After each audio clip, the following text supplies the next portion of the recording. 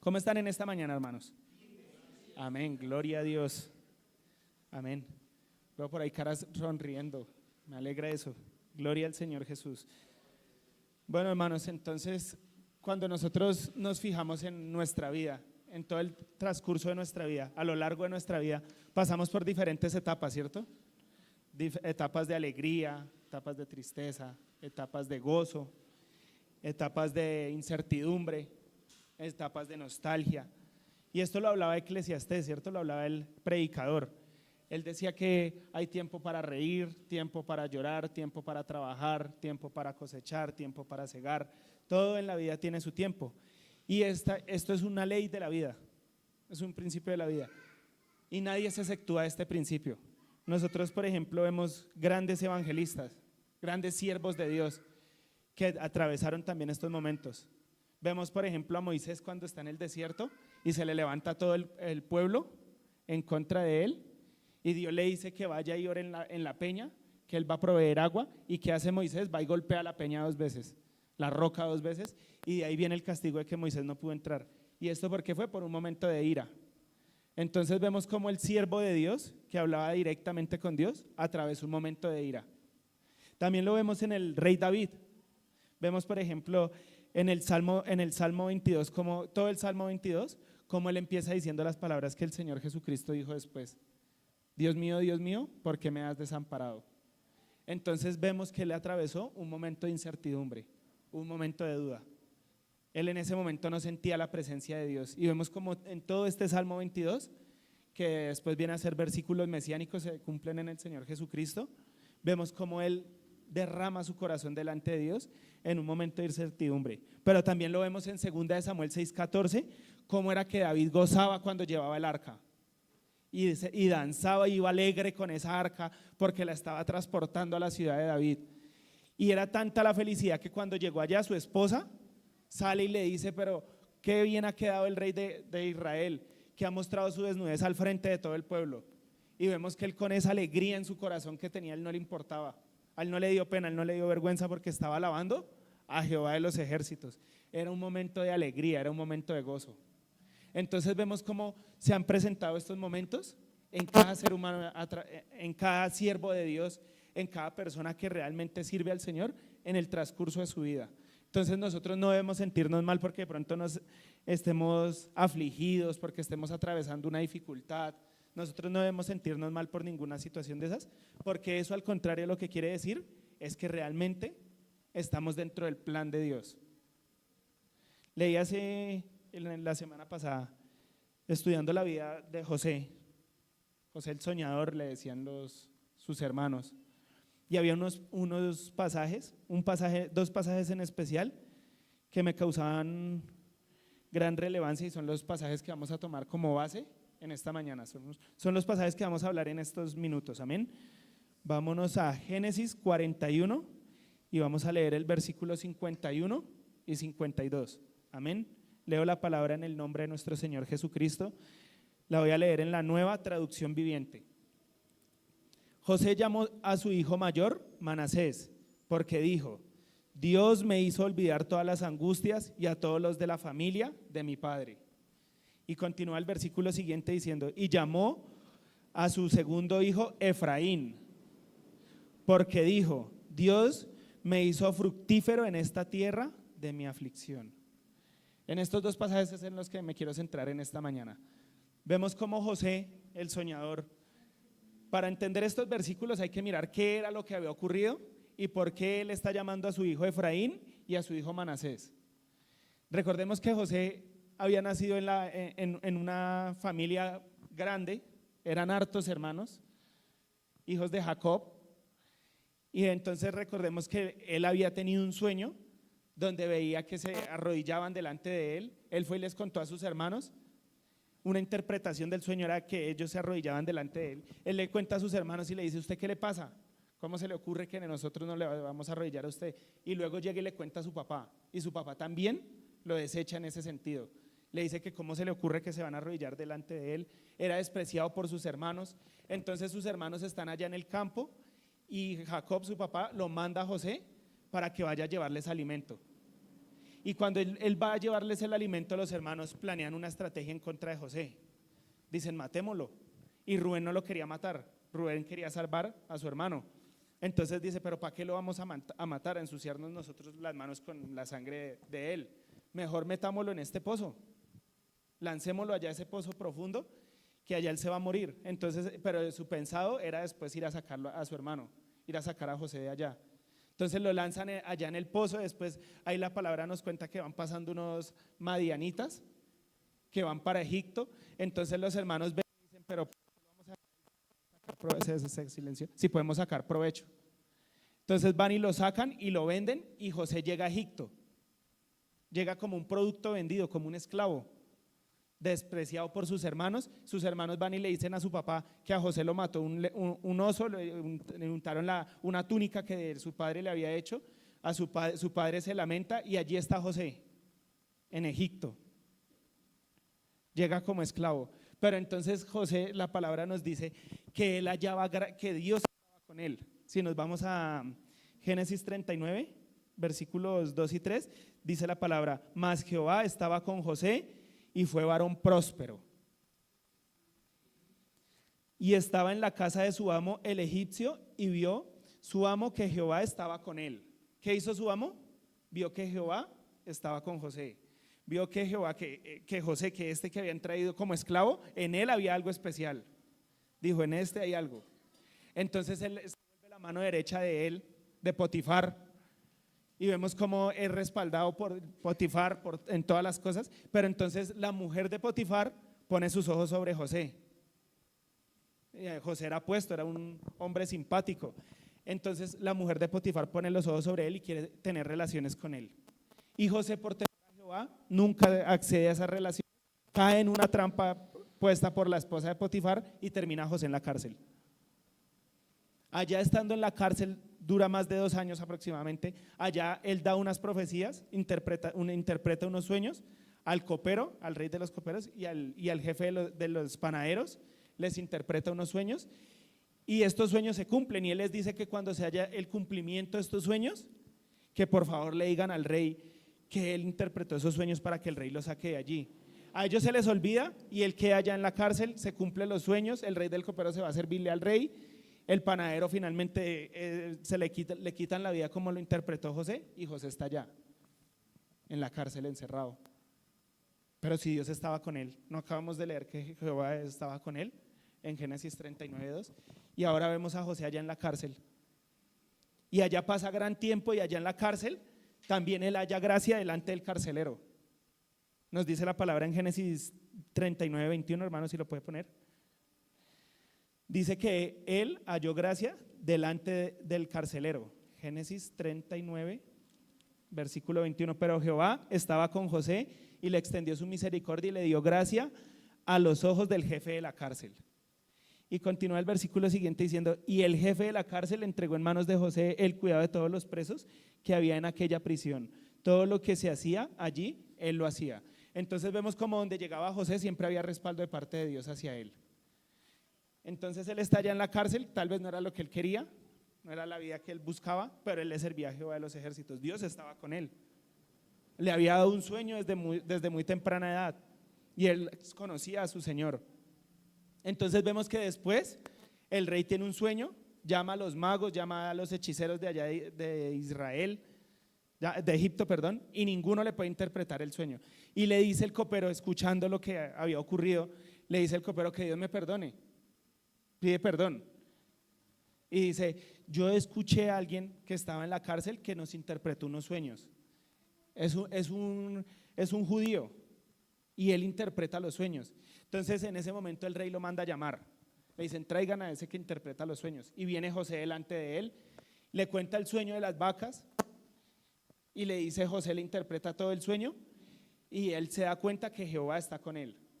Y ahora él, ¿qué hace? Él no lo desecha, sino lo pone en segundo al mando. Ahora su vida en solo en esa interpretación le cambió totalmente. Pasó de ser un carcelero, de ser un prisionero, a estar en el segundo al mando de Egipto. Y vemos que después él adquiere la mujer, adquiere su esposa, y ella queda embarazada. ¿De quiénes? De Manasés y de Efraín. Y ahí viene la palabra que él decía, y llamó su segundo nombre Efraín, versículo 52 de Génesis 41, porque dijo: Dios me hizo fructificar en la tierra de mi aflicción. El mismo Dios que hizo fructificar a José en la tierra de su aflicción es el mismo Dios que está hoy acá. Porque la palabra en Hebreos nos enseña que Jesucristo es el mismo ayer, hoy y por los siglos de los siglos. Él no cambia. Dios no tiene variación. Dios no miente. Dios no es hombre para que mienta, ni hijo de hombre para que se arrepienta.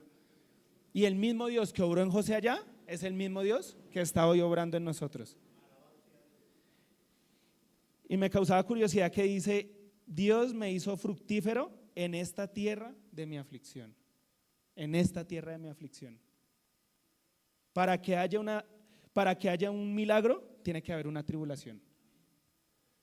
Para que haya una sanidad, tiene que haber una enfermedad. Para que el poder de Dios se manifieste, tiene que haber una dificultad. Para que el poder de Dios se perfeccione en nosotros, tengo que ser débil. Por eso el apóstol decía que entonces cuando soy débil, fuerte soy. Y esto me viene a la mente hace un tiempo. Nosotros viajamos de Santa Marta a Bogotá, perdón. Y antes de subirnos en el avión, bueno, no se sube, se sienta en su silla y después llega una azafata y se para en la mitad de los vuelos, ¿cierto? Y ella, que le empieza a explicar a uno, le dice: bueno, bienvenidos al vuelo tal, de destino tal a tal, y vamos de Santa Marta a Bogotá.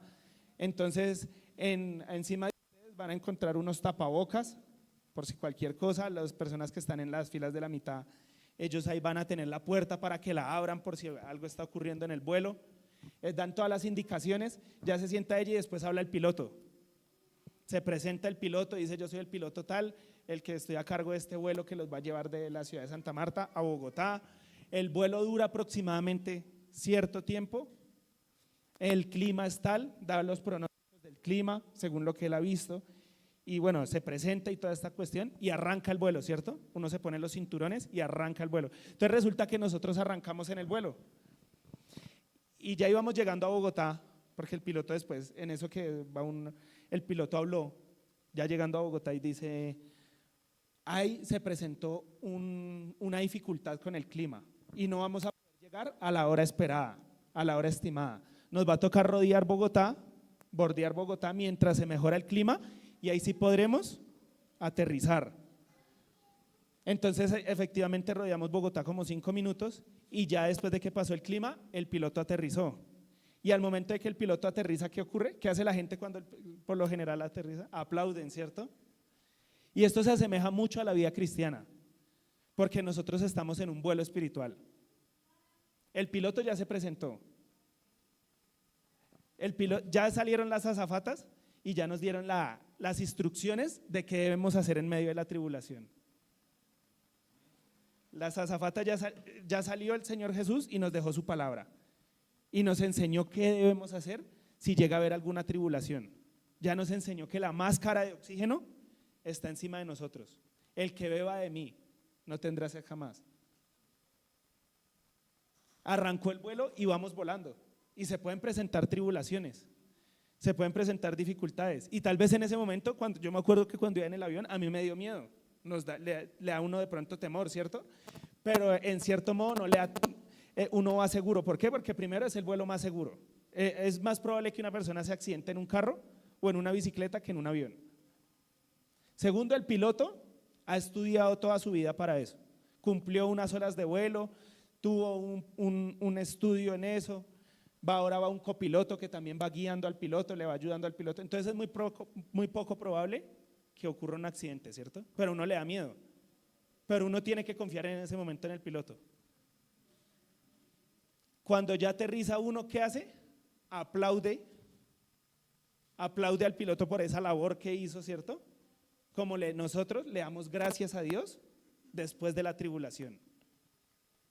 Entonces estamos en el vuelo, y en el vuelo puede dar miedo a veces. El Señor Jesucristo lo decía de otras palabras, en Juan 17:15, decía: no ruego que los quites del mundo, sino que los guardes de todo mal.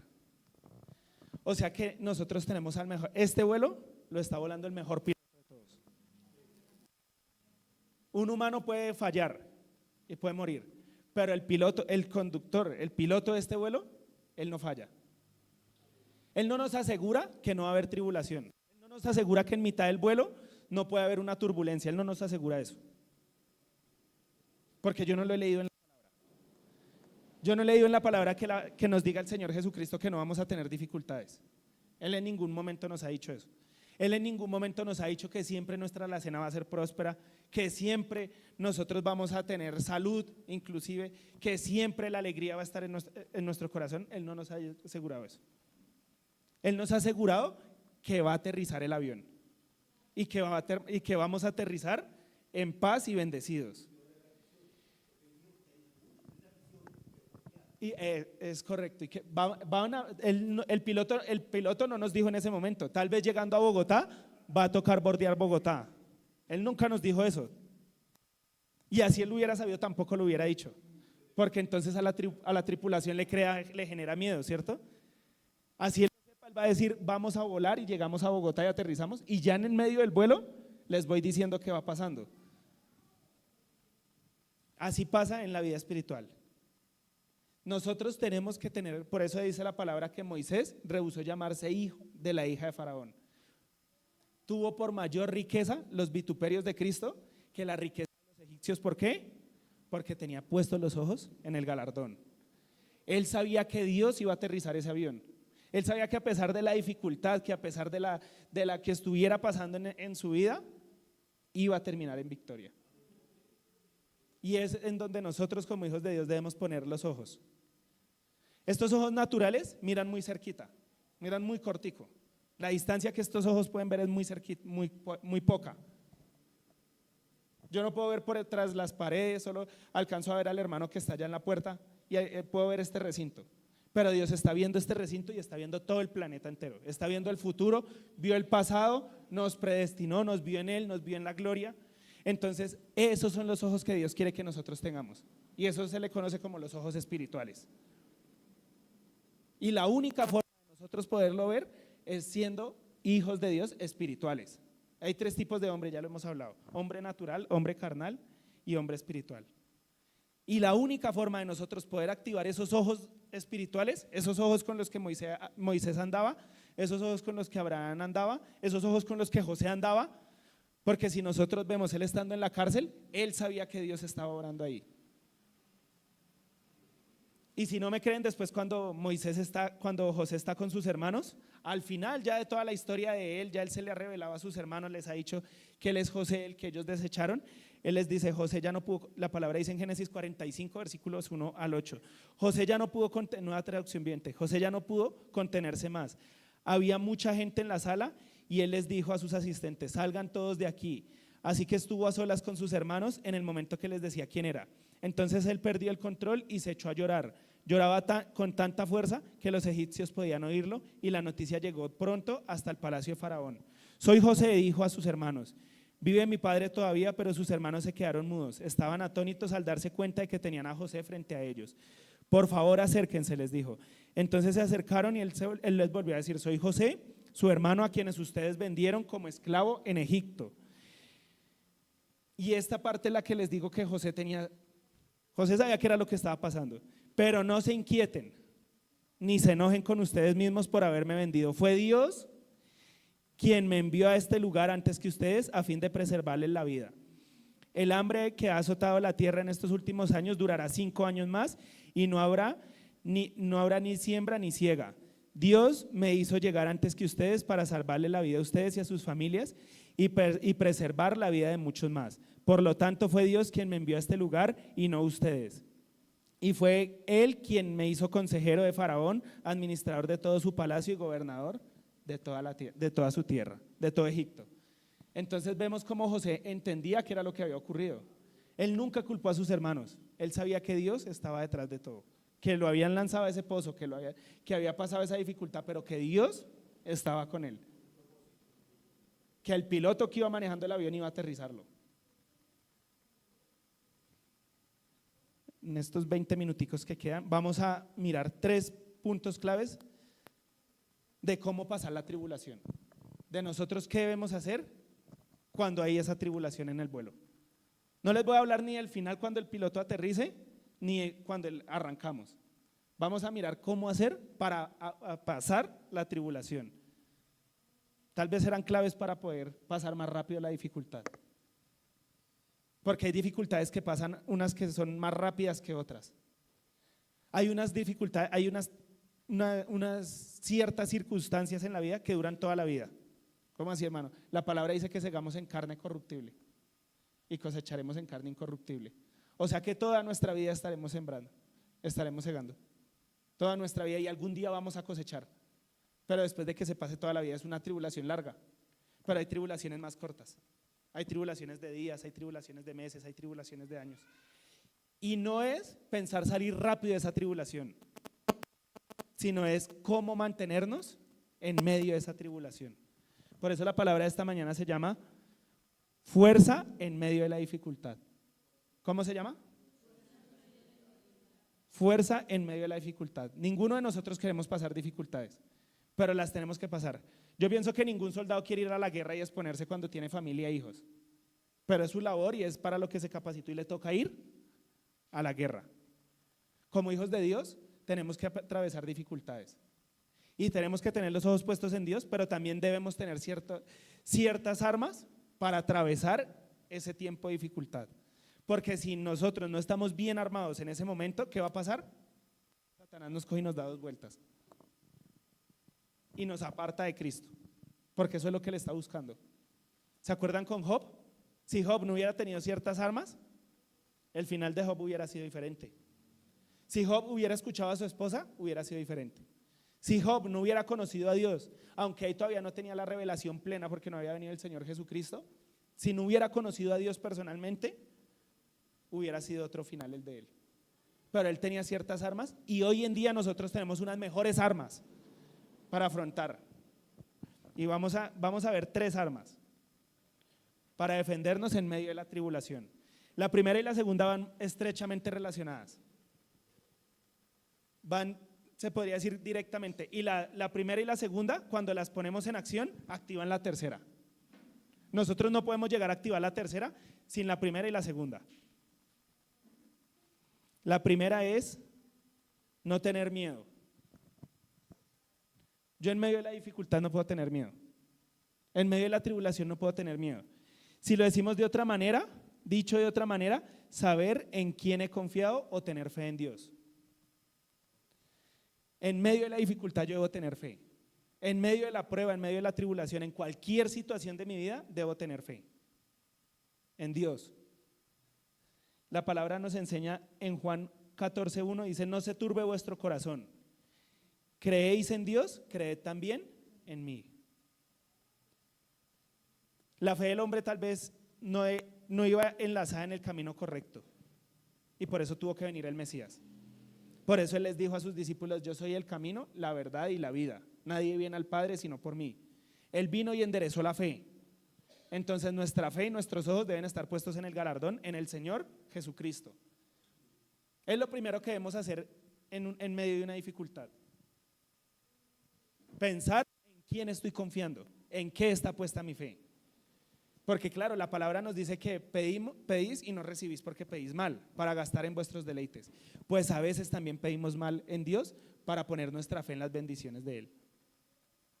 Estamos atravesando una situación económica difícil y ¿qué es lo primero que hacemos? Pedir que nos dé dinero. Queremos tener nuestra fe no en Dios, sino en ese dinero que Él nos dio. O sea que, y Dios entiende esas cosas. Y era algo que me hacía recapacitar hace unos días. Hebreos 11:1 que nos dice: es pues la fe, la certeza de lo que se espera, la convicción de lo que no se ve. Pero yo a veces uso esa fe para pedirle a Dios que me dé algo, quitar mi fe de Dios y ponerla en eso que Él me dio. Yo a veces no tengo trabajo, entonces le pido a Dios un trabajo para quitar mi fe de Dios y ponerla en ese trabajo. Entonces mis emociones dependen horizontalmente de las bendiciones y no verticalmente de las bendiciones. Entonces yo no debo tener mi fe puesta en las cosas terrenales, sino que en medio de la dificultad yo debo sentirme seguro. Esa es la fe, que en medio de la prueba, en medio de la dificultad yo esté seguro, yo esté en paz, yo esté gozoso. Por algo el apóstol decía que cuando estemos en Santiago 1:2, dice que atravesando la dificultad estemos gozosos, atravesando la prueba. Que cuando estemos atravesando la prueba estemos gozosos. Entonces, ¿cuál es la primera herramienta? No tener miedo. Dicho en otras palabras, ¿qué es? Tener fe en Dios. Segunda herramienta, recordar, y esta es importantísima. Por eso les decía que la primera y la segunda van totalmente enlazadas. Recordar las cosas que Dios ha hecho. Si yo no recuerdo las cosas que Dios ha hecho, no puedo tener fe en Él, porque no sé en quién estoy confiando. Si yo sé que Dios tiene el control de todo y recuerdo los milagros que Él ha hecho en mi vida, mi fe va a crecer en Él. Porque la fe viene por el oír y el oír por la palabra de Dios. ¿Qué nos cuenta la palabra? ¿Tristezas? También, ¿cierto? Pero ¿qué nos cuenta también la palabra? Milagros y el poder de Dios. O sea que cuando yo estudio la vida de José, cuando yo estudio la vida de Abraham, cuando yo estudio al apóstol Pablo, cuando yo estudio a grandes varones de Dios, ¿qué estoy haciendo? Recordando, porque la palabra son hechos que ya pasaron, esas historias ya ocurrieron hace muchos años. Estoy recordando el poder de Dios. Y acá quiero que hagamos un alto, quiero que guardemos la palabra. Voy a soportar este segundo punto y quiero que todos estemos atentos en esto. Entonces, no van a abrir sus Biblias, vamos a leerla en el televisor que el hermano va a proyectar, el Salmo 77, vamos a leer el Salmo 77.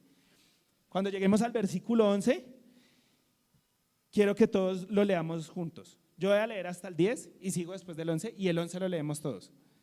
Porque en el 11 hay un punto de inflexión en este versículo.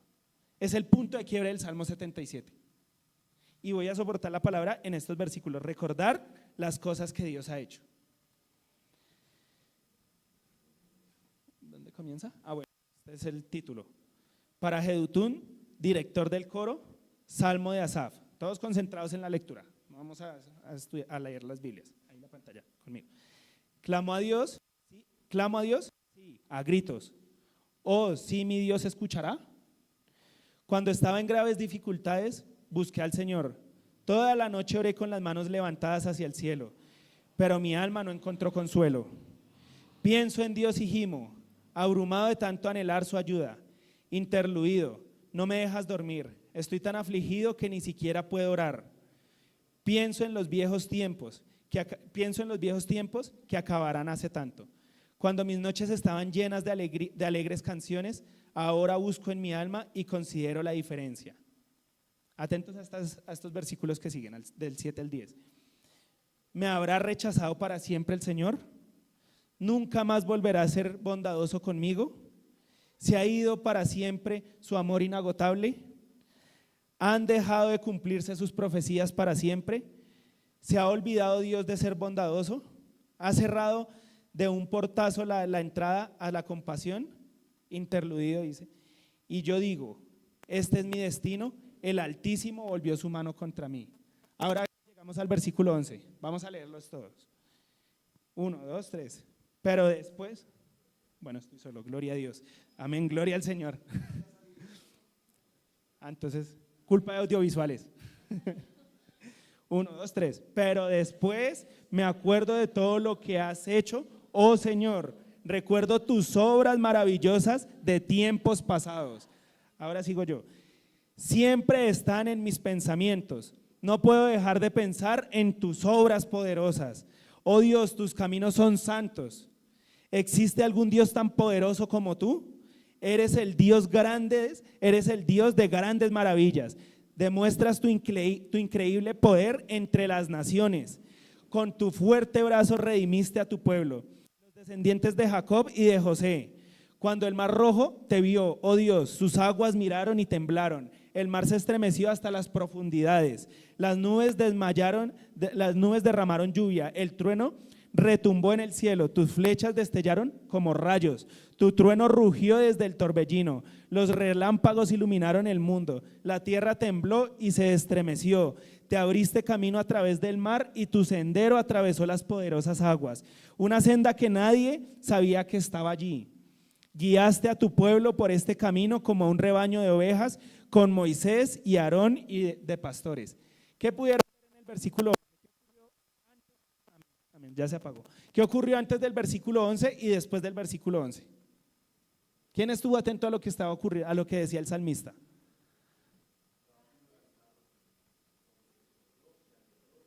¿Cómo, hermano? Estaba quebrantado y quejándose, y luego de recordar todo lo que Dios había hecho, ya estuvo animado para aclarar quién era Dios en la vida de él. Amén. Al comienzo lo vemos afligido y dice: Dios ha volteado su brazo, su mano contra mí, y se hacía unas preguntas en el versículo 7 que tal vez no sé si algunos se las habrán hecho. ¿Me habrá rechazado Dios para siempre? ¿Será que Dios ya no está conmigo? ¿Nunca más volverá a ser bondadoso conmigo? ¿Se ha ido para siempre su amor inagotable? ¿Han dejado de cumplirse sus profecías para siempre? ¿Se ha olvidado Dios de ser bondadoso? ¿Ha cerrado de un portazo la entrada a su compasión? Y después él se resigna. Ya él quedó totalmente derribado. Por esto la palabra hay que saberla discernir, porque hasta el versículo 10 está hablando el hombre. Un hombre derrotado, un hombre vencido por la tribulación, cargado de tantas cosas. Tal vez quería quitarse la vida, acababa, ya no le hallaba sentido a nada. Y termina su discurso diciendo: y digo yo, este es mi destino. Ya se entregó a la perdición. Se dio cuenta que ya no hay nada más, este es mi destino. El Altísimo volvió su mano contra mí. Ahí quedó totalmente derrotado. Era el rey David el que estaba escribiendo esto. El gran rey David del que todos hablamos, el gran rey David del que se inspiran las naciones, el gran rey David que había vencido a Goliat, el gran rey David que había visto la gloria de Dios, que había sido ungido por Samuel. Ahí ya había sido ungido y ya había sido rey y estaba atravesando dificultades, y vemos cómo entrega su vida, entregó sus fuerzas, entregó su destino. ¿Y qué dice después él? Se acordó algo en su mente. Él se acordó, ¿y qué dice él? Pero después me acuerdo de todo lo que has hecho. Recordó que estaba la palabra de Dios, recordó que Dios, porque después lo dice, había abierto el mar rojo, recordó que Dios los había guiado por el desierto, recordó que Dios había estado con ellos, recordó que Dios les había dado la tierra prometida, recordó que Dios lo había ungido, recordó todas las grandes bendiciones de Dios. ¿Y qué ocurrió en ese hombre? Vemos una oración totalmente diferente, del versículo 11 al versículo 20. ¿Será que nosotros no debemos recordar quién es Dios? Los milagros que Él ha hecho en mi vida. Si el rey David lo recordó y le dio fuerzas, ¿cuánto más nosotros? ¿Cuáles son los dos pasos, las dos herramientas que hemos visto? Y recordar todas las cosas. ¿Y se acuerda que dijimos antes de decir las tres herramientas? ¿Qué hacían estas dos? Activaban la tercera, ¿cierto? Estamos mirando cómo atravesar una dificultad. Yo no debo temer en medio de la dificultad. En Primera de Juan, ¿qué dice? Primera de Juan 4, porque en el amor no hay temor, porque el perfecto amor echa fuera al temor.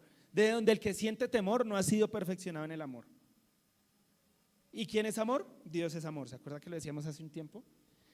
Entonces, si yo estoy con Cristo, no debo temer en medio de esa dificultad. No tengo miedo. Ahora, ¿por qué no tengo miedo?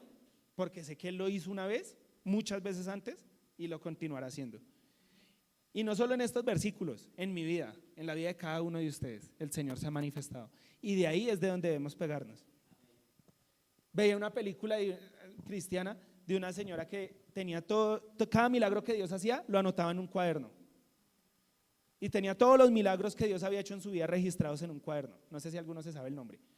Y tenía todo, creo que es el rincón, bueno, tenía todos los milagros de Dios ahí anotados en un cuaderno. Y en el momento de la dificultad ella iba y cogía ese cuaderno y empezaba a recordar: pero si tú me ayudaste el día que no tenía comida, y acá dice que llegó tal persona, pero si tú me ayudaste de tal fecha, con fecha y hora, yo estaba en dificultad, acá está, hace 3 años yo estaba en dificultad, y ahí llegó la bendición, una palabra.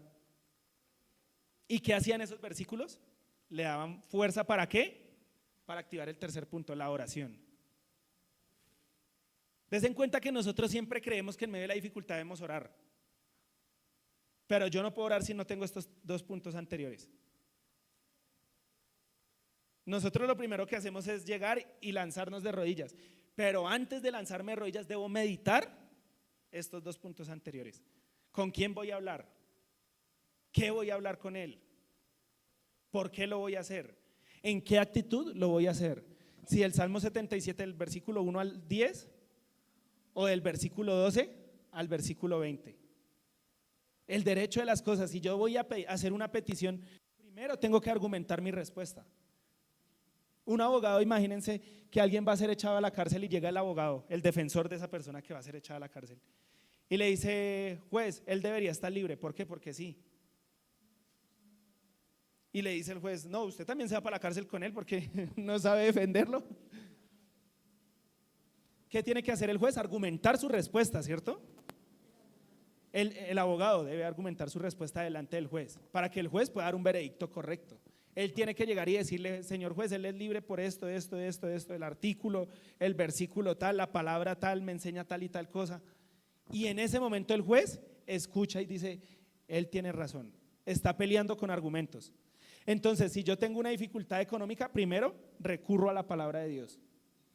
Me acuerdo que Él es el mismo de ayer, Hebreos 13:8, si no estoy mal, es el mismo de ayer, el mismo de hoy y el mismo por los siglos de los siglos. Empiezo por ahí: Señor, tú eres el mismo de ayer, el mismo de hoy y el mismo por los siglos de los siglos. Tú no eres hombre para que mientas, ni hijo de hombre para que te arrepientas. Toda buena dádiva y todo don de Dios desciende del Padre de los cielos, en el cual no hay mudanza ni sombra de variación. O sea que Dios no varía, y si la palabra realmente es inspirada por ti, se va a cumplir. Y tú en tu palabra, en el libro tal, en el versículo tal, dices que me vas a proveer. La lectura de hoy, Isaías 41:10: no temas porque yo estoy contigo, no desmayes porque yo soy tu Dios que te esfuerzo, siempre te ayudaré, siempre te sustentaré con la diestra de mi justicia.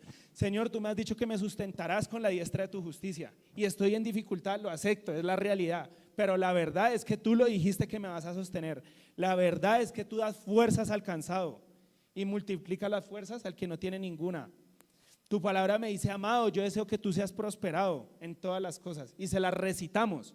La oración debe ser vocalizada, la oración debe ser articulada. Yo debo articular la oración. Mis pensamientos tienen poder. ¿Cuándo cogen poder? Cuando los articulo.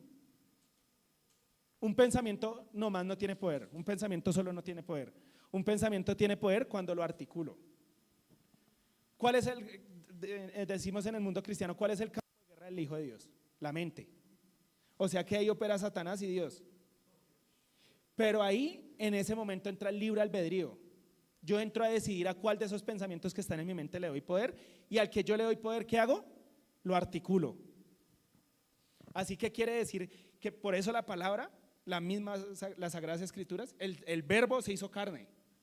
En la palabra está el poder. Cuando dice somos hechos a imagen y semejanza de Dios, es en el poder de las palabras. Así que las palabras atan bendición o las desatan. Por eso el apóstol en los evangelios dice que todo lo que ates en la tierra será atado en los cielos. Desen cuenta que no dice que todo lo que atemos en los cielos será atado en la tierra, porque ¿dónde estoy yo? En la tierra atando, y lo que yo ato lo ato arriba en los cielos, y lo que yo desato acá lo desato en los cielos, pero es con la palabra pronunciada. Esa es la espada que el Señor nos ha dado. Así que cuando yo oro, yo no puedo simplemente llegar y decirle: Señor, te pongo esta dificultad en tus manos, Padre. No, se la pongo porque tu palabra dice: venid a mí, todos los que estéis cargados y trabajados, y yo os haré descansar. Entonces estoy defendiendo, argumentando mi oración en un versículo. Estoy argumentando que Jehová de los ejércitos está conmigo. Si Dios es conmigo, ¿quién contra mí? Y eso directamente está cerrándole la puerta a Satanás en la cara y lo está sacando de la casa. Pero primero yo tengo que confiar en que la palabra es verdad, tener fe en Dios. Tengo que saber que Él es el mismo de ayer, de hoy y por los siglos de los siglos. Bueno, ya se cumplió el tiempo. ¿Me dan 10 minuticos más? Toca así porque si no nos alargamos mucho. Amén. Sino que de pronto se me duermen. Entonces yo sé que no debo tener temor. porque esa es la palabra, eso es lo que Él me enseña en su palabra. Y ahora, cuando tengo la fe, ¿qué hago? Estudio la palabra y ¿qué hago? Recordar el poder de Dios. Y cuando ya sé quién es Dios, ya recordé los milagros que Dios hace, ya sé que Él es poderoso, ya sé que Él realmente es capaz de darme esa bendición, que Él es capaz de proveerme, ¿qué hago? Oro. Y este versículo lo voy a sustentar, hermanos, vámonos a Hebreos 11:6. Pero sin fe es imposible agradar a Dios, porque es necesario que el que se acerca a Dios crea que le hay y que es galardonador de los que le buscan. Entonces yo me tomé el atrevimiento y le agregué unas palabritas para entenderlo, para acomodarlo a la enseñanza, amén. Y lo acomodé de esta forma. Pero sin el punto 1, sin fe, es imposible agradar a Dios. Porque es necesario que el que se acerca a Dios a orar o a hablar con Él, crea que le hay y que es galardonador o recompensador, como lo había hecho antes con los que le buscan. Vuelvo y lo leo para que nos quede claro. Pero sin el punto 1, sin fe, es imposible agradar a Dios, porque es necesario que el que se acerca a Dios a orar o a hablar con Él, crea que le hay y que es galardonador o recompensador, como lo había hecho antes con los que le buscan. Este capítulo tiene algo especial y se le conoce como el capítulo de la fe, de los héroes de la fe. Acá él empieza a hablar de todos los héroes de la fe. Nos cita a Moisés, nos cita a Abraham, nos cita a Sara, nos cita a David, nos cita a Jefté, a Gedeón. Y el versículo 12:1, hermano, si me puede colaborar, no está ahí, tiene algo en especial. El versículo 12, Hebreos 12:1. Y termina sustentando el punto 2. Por tanto, nosotros también, teniendo en derredor nuestra tan grande nube de testigos, despojémonos de todo peso y del pecado que nos asedia y corramos con paciencia la carrera que tenemos por delante. Teniendo nosotros una gran nube de testigos. ¿Cuáles testigos? Los que nos estaba hablando en Hebreos 11. Teniendo tantos testigos, tantos milagros, ¿qué nos dice ahora? Despojémonos de toda carga y de todo pecado que nos asedia. ¿Y qué dice él? Y corramos con paciencia, con calma, y vivamos la vida con calma. No nos enfrasquemos en esa situación, no nos enfrasquemos en que el vuelo está dándole vueltas a la ciudad y no hemos aterrizado, y corramos con paciencia, con tranquilidad, con calma la carrera que tenemos por delante. Porque en una dificultad la vida no se nos acaba, y si no, ninguno estuviéramos acá. Porque dificultades atravesamos todos los días. Y qué pereza escuchar a un cristiano que se le acabó la vida todos los días, ¿no? Qué pereza escuchar a alguien quejándose todos los días, y más conociendo la palabra. Hermano, ¿me puede colaborar? La gloria, la bendición y la gloria de Dios se manifiesta cuando realmente atravesamos las dificultades, aprendemos a atravesar las pruebas, cuando realmente aprendemos a creer en el Señor. Bueno, tenía por acá una frase que escuché hace poco y se me olvidó, se me fue. Era algo como: ¿por qué nosotros atravesamos las dificultades en la vida? O sea, ¿para qué nos sirven esas dificultades? Entonces, una persona, un hijo de Dios pensando, él decía que cuando nosotros aprendemos a vivir esta vida en paz, vamos a aprender a vivir en la vida eterna. Yo no puedo anhelar vivir la vida eterna en paz si esta vida no la he aprendido a vivir. Yo no puedo esperar ver a Cristo y, como dice la imagen, entonces conoceré como fui conocido. Yo no puedo esperar conocer como fui conocido, ver la gloria de Dios delante mío, si no he aprendido a ver la gloria de Dios a través del espejo, como dice en 1 Corintios, el último versículo de 1 Corintios 13. Entonces conoceré como fui conocido. Ahorita vemos por un espejo oscuramente, vemos la gloria de Dios oscuramente, atravesando la prueba, atravesando la dificultad. Unos tenemos unas dificultades de una manera, otros tenemos de otra, pero la palabra dice que todos están siendo probados. Todos estamos siendo probados. Sean hijos de Dios o no seamos hijos de Dios, vamos a ser probados. Van a venir dificultades, van a venir tribulaciones. El Señor no asegura que eso no va a llegar. Es como atravesar una cuerda de un edificio a otro. ¿Se acuerdan que hace un tiempo una persona la atravesó del Colpatria, de Monserrate a Guadalupe, creo que era? Él iba seguro porque sabía que ambos extremos estaban fijados. Eso es lo que Cristo hizo. Todos los seres humanos estamos atravesando esa cuerda, solo que unos no la tienen fija. En cualquier momento se van para abajo, pero nosotros sí tenemos la cuerda fijada y alguien que va con nosotros, alguien que no nos deja solos nunca, alguien que nos dice: a pesar de la dificultad, yo te haré las cosas más fácil. A pesar de ese problema, tenga la fe que va a salir de ahí. El mundo no tiene esta esperanza, por eso la palabra da esperanza. Y debemos estar asidos de la palabra de Dios, debemos estar asidos, aferrados, afirmados a la palabra. Debemos estar asidos a esa esperanza gloriosa que Cristo nos dio. Si no hubiera sido por esa esperanza, los 12 apóstoles no hubieran muerto de esa forma que murieron. Si no hubiera sido de esa forma, el apóstol Pablo no se hubiera convertido al Señor. Si no hubiera sido por esa esperanza, el Señor Jesucristo tal vez tampoco no hubiera venido, porque el Señor Jesús murió en la cruz también en esperanza. Por eso la palabra dice que creyó en esperanza contra esperanza. El Señor Jesús murió en la cruz del Calvario en esperanza, sabiendo que nosotros íbamos a llegar, sabiendo que cada uno de nosotros íbamos a convertirnos a Él y íbamos a enderezar nuestra senda. Entonces no nos centremos en esa prueba, no nos centremos en esa dificultad, sino centrémonos en que vamos a salir en victoria. Defectos tenemos todos, unos inteligentes, otros menos inteligentes, unos de ojos azules, otros de ojos negros. Entonces el de ojos negros porque no tengo ojos azules, y el de ojos azules porque no tengo ojos negros. El mono porque no nací blanco, no nací negro, y el negro porque no nací blanco. El alto porque no nací bajito, y el bajito porque no nací alto. A mí me faltaron unos centímetros. Entonces el flaco porque no soy ancho, y el ancho porque no soy flaco.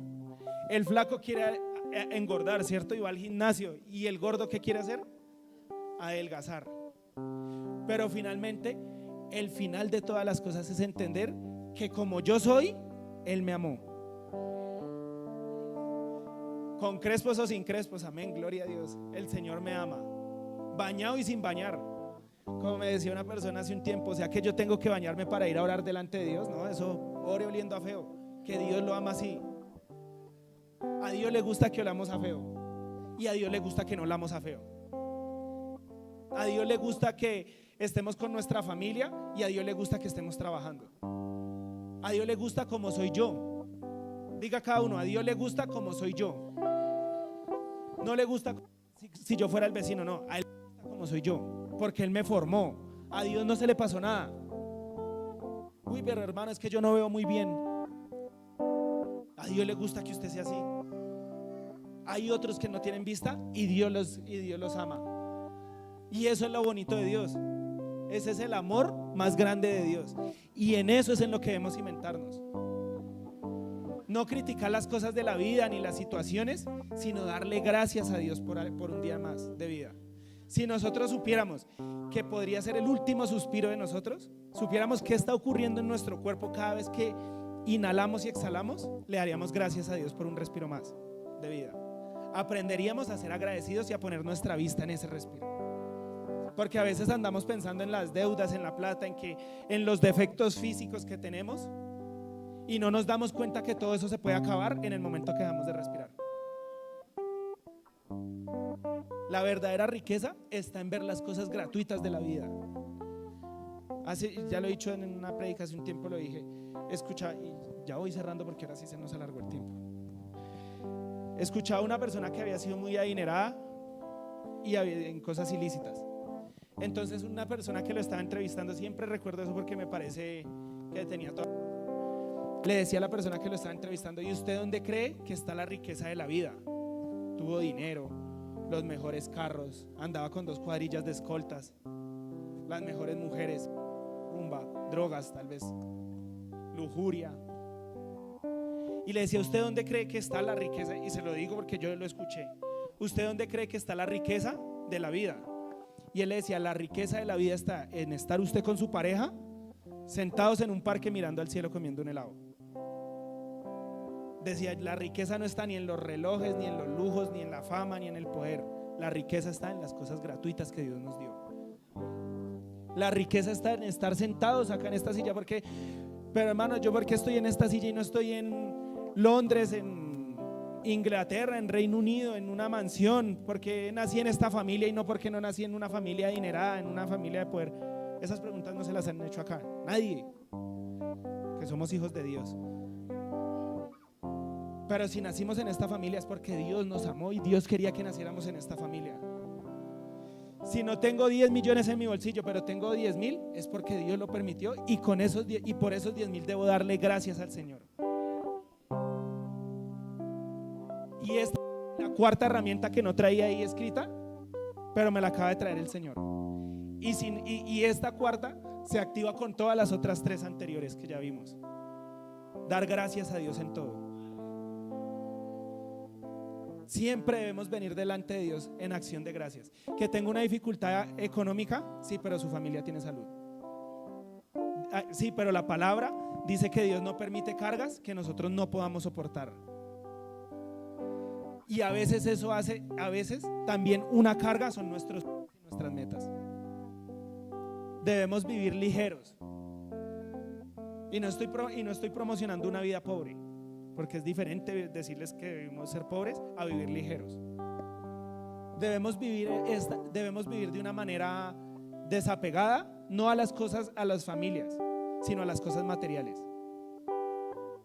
Debemos estar apegados a Cristo y darle gracias por cada trabajo, por cada bendición que tenemos. Porque realmente cuando estamos desapegados, aprendemos a vivir la vida. Una vez hablaba con un señor y él era entrenador de un gimnasio hace años. Y él me decía, yo he viajado por más de 13 países. Y me decía, y usted va a quedar aterrado lo que le va a decir, sin plata. Le decía, pero ¿cómo así? ¿Y usted cómo hizo para viajar por 13 países sin plata? Y me decía, sí, porque lo primero que lo ata a usted son las cosas materiales. Si usted tiene en su barrio, en su vecindad, una casa, si usted tiene un carro, si usted tiene cosas materiales, lo están atando, usted no se puede ir.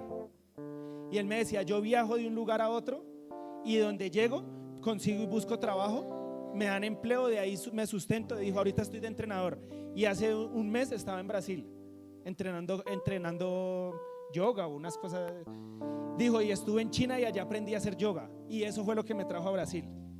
Y en Brasil, haciendo yoga y haciendo todo eso, aprendí de gimnasios, y ahora estoy acá en Colombia haciendo gimnasios.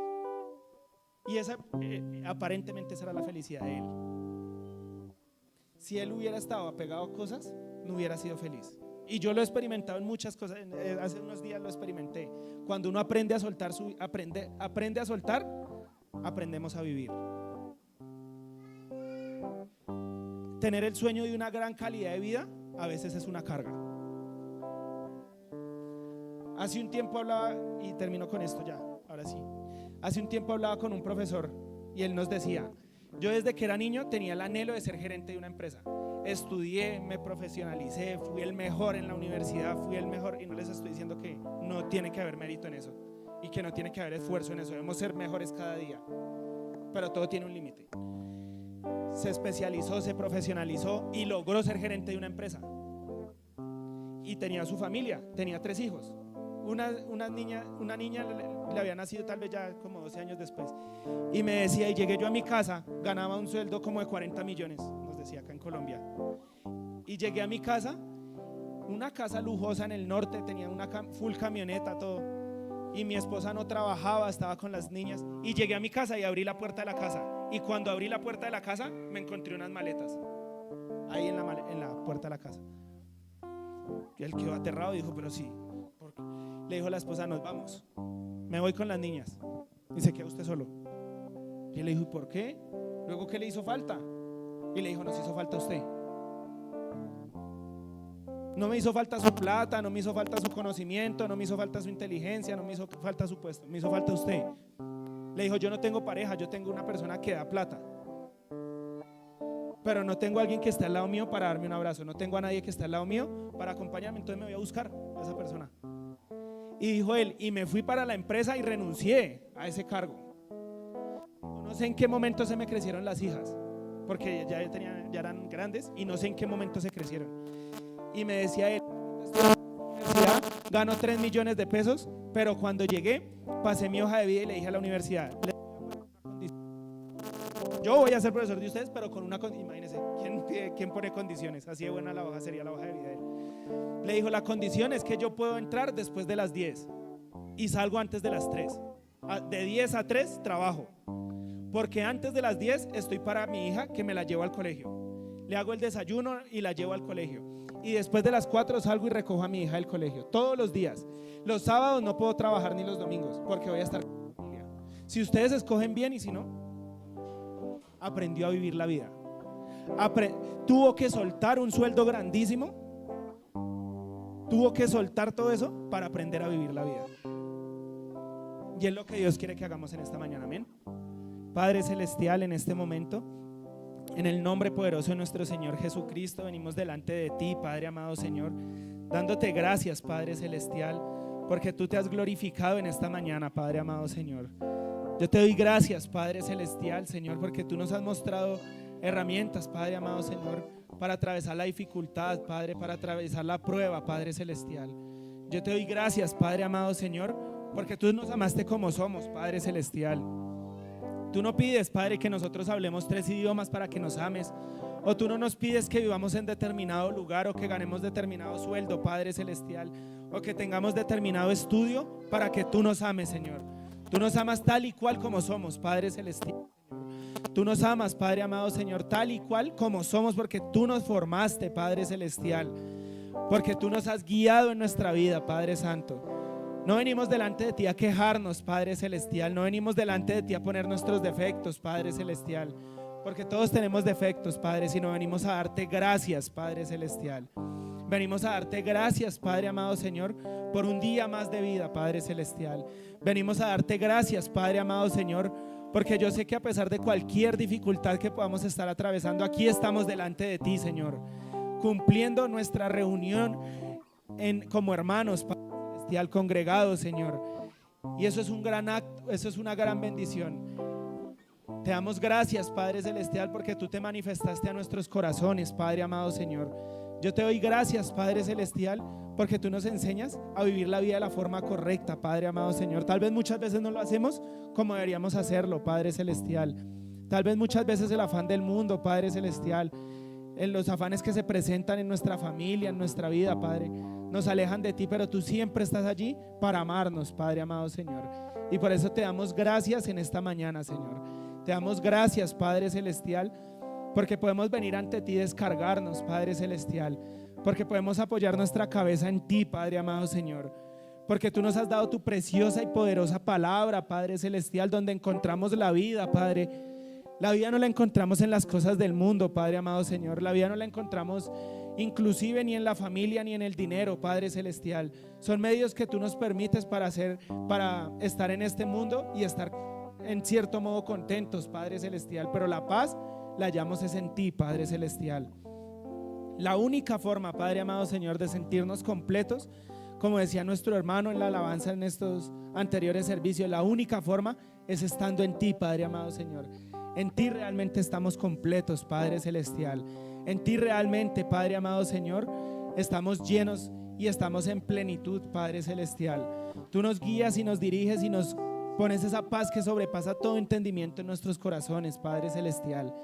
Y yo sé, Padre amado Señor, que tal vez los planes y propósitos que podemos tener en nuestra vida, Padre, las metas tal vez no todas se cumplirán, Padre Celestial, Señor, pero lo que sí tenemos claro, Padre amado Señor, y tenemos la certeza en eso, es que tu palabra sí se cumplirá, Padre Celestial, y que algún día, Padre amado Señor, ricos, pobres, Padre amado Señor, altos, bajitos, chiquitos, gordos, flacos, Padre Celestial, como seamos, desde que hayamos creído en ti, Padre amado Señor, estaremos delante de tu presencia, Padre Celestial, y estaremos dándote gracias, Padre amado Señor.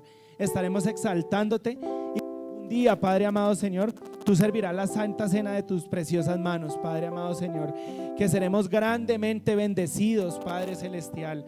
Te damos gracias, Padre amado Señor. ¿Cuánto les dan gracias a Dios por las dificultades? Amén, gloria a Dios, Padre. Te damos gracias por las dificultades, Padre, porque cada día nos hace ser mejores, Padre.